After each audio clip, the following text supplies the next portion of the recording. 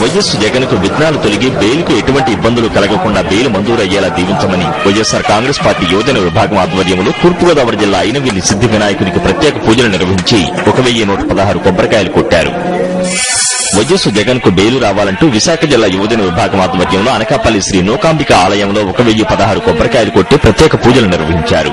అనంతరం జగన్ పేరు మీద అర్చన చేసి గణపతి చండీ హోమాన్ని నిర్వహించారు.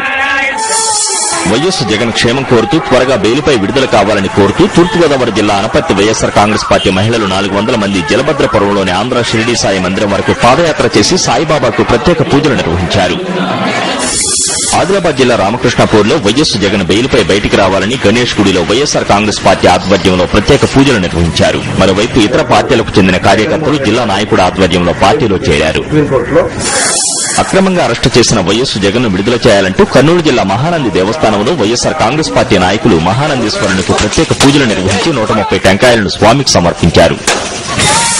వైఎస్ జగన్ కు బెయిలు మంజూరు కావాలని కోరుతూ తోట గోపి ఆధ్వర్యంలో ప్రతిపాడు కనకదుర్గమ్మ గుడి వరకు సైకిల్ ర్యాలీ నిర్వహించారు. ప్రతిపాడు కనకదుర్గమ్మ గుడి వద్ద 1016 కొబ్బరికాయలు కొట్టారు.